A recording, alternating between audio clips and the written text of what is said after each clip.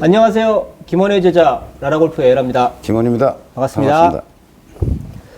계속해서 카페에 올라온 질문을 해결하는 게 아니라 아무튼 설명해 주시는 하도 혼나가지고 제가 질문을 설명해? 네, 그래도 질문에 대한 답변을 좀 해보시죠. 그래도 내 딴에서는 해결해 주려고 하는 거야. 본인이 해결될지는 모르겠다는 거지.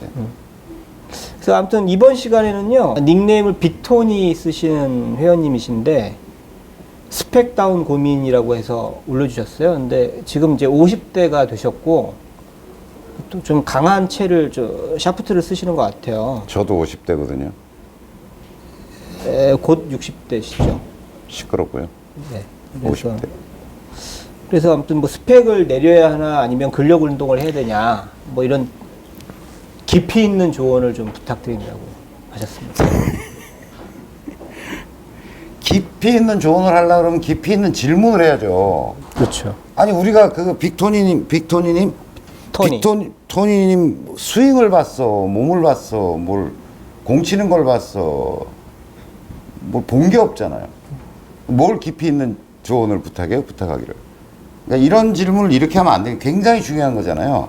사실은 그라파이트를 쓸 건지 스틸 샤프트를 쓸 건지 경량 스틸을 쓸 건지 어떤 스펙의 채를 쓸 건가라고 하는 것은 골프에 있어서 상급자로 가면 갈수록 굉장히 중요한, 저는 골프채라는 것이 갖는 영향도를 그냥 대충 10%라고 봐요. 골프 라운드에 미치는 영향이 대충 10% 정도 된다고 생각하거든요.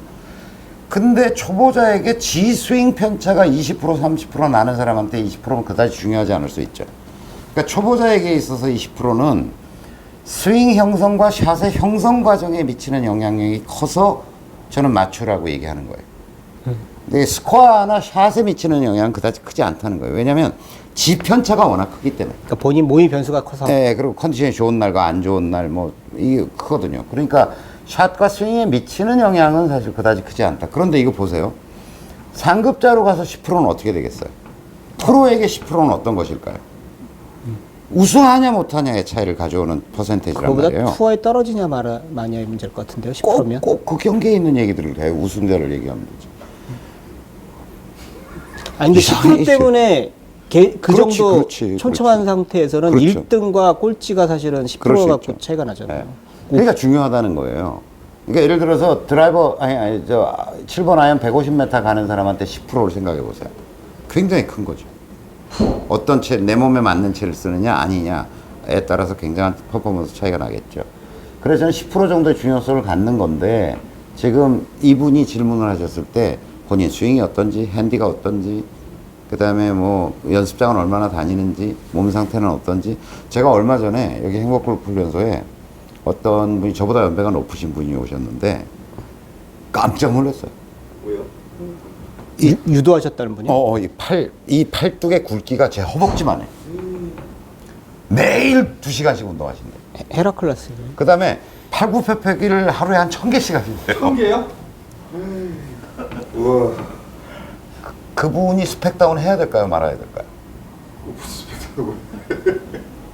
거의 그러니까 시중에 파는 것 중에서는 가장 스트롱한 채를 가지고 드라이버를 휘두르고 계신데, 그래도? 파리채 다루듯이 하시겠. 그런데 샤프트가, 우리 심피터가 측정해 보더니 샤프트가 너무 낭창거리는데요. 낭창. 아니 그분 스윙하는 거 보니까, 나도 이렇게 채가 휙 돌아가는 걸 보니까, 야 저거 레이디 채를 가지고 휘두르시나? 그러고 봤더니 스팁이에요. 스팁 채를 가지고 치시는데 그렇더라고요. 그러니까 스펙다운을 해야 되느냐 말아야 되느냐가 중요한 게 아니라, 그런 중요한 의사결정을 하려면 충분한 정보와 검토 속에 있어야 된다. 그래서 우리 심피터가 답을 달아놨더라고요. 한번 놀러 오시죠. 그게 정답이라고. 맞아요. 보고서 느끼고 이게 해보고 의논도 하고. 그래서 여기까지 오시기 어려우면, 그게 정말 고민이시라고 하면 주변에 전문가를 찾아가셔야 돼요. 그건 자기가 결정할 수 있는 문제는 아니라고 봅니다. 아셨죠? 네. 자, 이상. 다음. 그 다음에 이제 코팅하는 사람님께서 뭐 코팅이 질문을 주셨는데. 업이신가요? 네? 코팅이 업이신가요? 한번 보겠습니다. 썰렁. 회원님이실 거야? 썰렁해? 대구 사시는데요. 네. 그런데 이런 닉네임을 흔히 쓰질 않잖아. 코팅하는. 오케이, 알았어. 아무튼 뭔가 제가 잘못한 것 같네요. 릴리즈에서 네. 헤드가 회전함으로써 악성 훅이 난다고 하는데, 그러니까 릴리즈에서. 그런 심적 부담감이 있으시대요. 그 심적 부담감을 어떻게 해결해야 되냐고. 심적 부담감인가요? 실제로도 그런가요? 그분이 한 질문이 그 밑에 또 그런 것도 있네요. 왼발이 꼭 고정되어야 하는가? 이렇게 된다는 거죠, 이렇게. 그러니까 왼발이 이렇게 딱 해서 피니시할 때 딱 이렇게 돼야 되는데 이렇게 된다는 거죠, 이렇게. 그런 질문하는 사람들 많더라고요. 그 얘기를 먼저 해볼까요? 그 얘기를 먼저 하죠. 실제로 많은 아마추어들이 치고 나면 발이 이렇게 돼 있습니다. 이렇게 보시면 네. 많은 아마추어들이 공을 치고 나면 이렇게 돼 있어요. 발이 이렇게 돼 있어야 될 발이 이렇게 된다는 네네. 거죠. 왼쪽 발이 돌아가죠. 네. 네, 이렇게 돌아갑니다. 돌아가는 이유는 뭘까요? 왜 그렇게 돌아갈까요? 유연하지 않아서. 아니, 일단 결론을 먼저 말씀드리면 체중이 올바르게 얹혀지지 않으면 돌아가요. 체중이 안 가도 돌아가요. 그러니까 이렇게 되면 돌아가요. 이렇게 되면. 체중이 이발에 남아있으면 무조건 돌아가게 돼 있어요. 왜냐하면 팔로우 쪽이 돌고 있기 때문에 이렇게 되는 거죠. 그러니까 체중이 건너가지 못하면 무조건 왼발은 돌아가게 돼 있다. 그분은 아마 때리기 스윙을 하고 있을 가능성이 굉장히 많다. 그러니까 여러분들 질문하실 때 동영상을 제대로 찍어서 올리지 않으면 답을 드리기 굉장히 곤란하다는 걸 우선 말씀드립니다. 왜냐하면 스윙 전체를 봐야지. 그것도 제일 좋은 것은 3축으로 찍은 자료를 보내주시는 게 제일 좋아요. 근데 할 수 없잖아요. 그럼 적어도 좋은 것은 2축 정도에서는 보내주시면 좀 더 정확한 답을 드릴 수가 있어요. 그러니까 후방에서 찍고 전방에서도 찍고, 그것도 사실은 동시에 찍어주면 제일 좋죠. 그러니까 이쪽에서 찍을 때는 못 쳤다가 이쪽에서 찍으면 잘 쳤다가 이러면 그 영상을 비교할 수는 없잖아요. 그러니까 도움을 받아서 하는 게 좋은데 그게 안 되면 한 방향에서 찍더라도 정각으로 찍어주시는 게 제일 좋아요. 정각으로, 어깨 높이 정도에서 정각으로. 이쪽에서 찍을 때도 정면으로. 비슷한 각에서 찍으면 잘 안 보이거든요. 그래서 그걸 좀 주의하시고, 이런 뭐가 어떻게 되는데 저 좀 고쳐주세요 라는 걸 할 때는 동영상을 올려주셔야 재밌는 답을 드릴 수 있고 좀 심도 있는 이야기를 나눠볼 수가 있어요. 안 그러면 이렇게 단편적인 질문을 하시면 일반론을 이야기할 수밖에 없고, 또 밑에 댓글 다는 사람들도 쭉 달아놨는데 보지도 않고 이 장님 코끼리 더듬는 식의 대답을 하고 있는 거라고 좀 보여지거든요.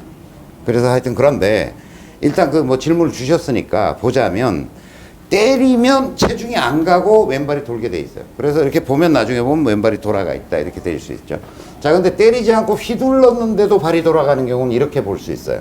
자, 이렇게 했는데 돌아가죠. 네. 그죠? 보세요. 자, 체중이 이동하면서 잘 휘두릅니다. 근데 돌아가죠. 네. 제가 일부러 그러는 거 아니거든요, 지금.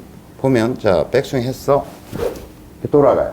왜 이렇게 돌아갈까요? 신발이 미끄러워서요. 그건 아니고, 체중이 뒤꿈치로 가서 그래요.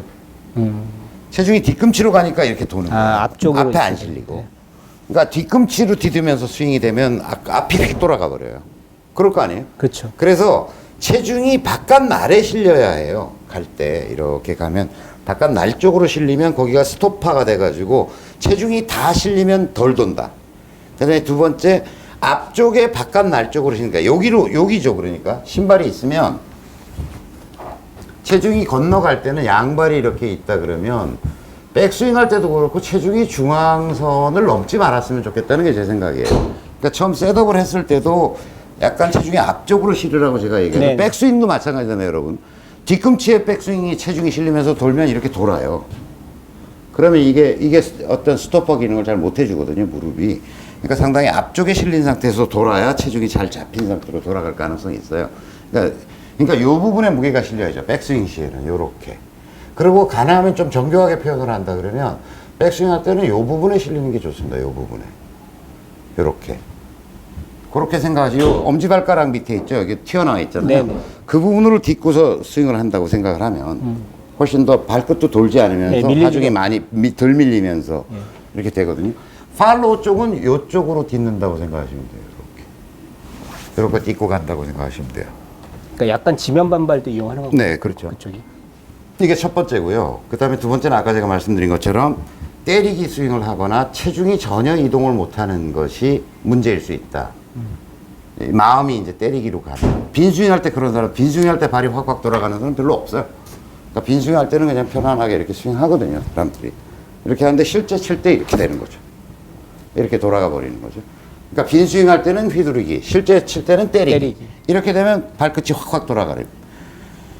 통제할 수 없어요. 근데 그걸 이제 뭐 이렇게 때려놓고서 이걸 또 어떻게 잡으려고 한다 그러면 또 이제 동작이 굉장히 이상해지기 시작하는 거죠. 아셨어요? 그래서 자, 그거 질문 주신 분이 누구예요? 코팅하는 사람. 코팅하는 분.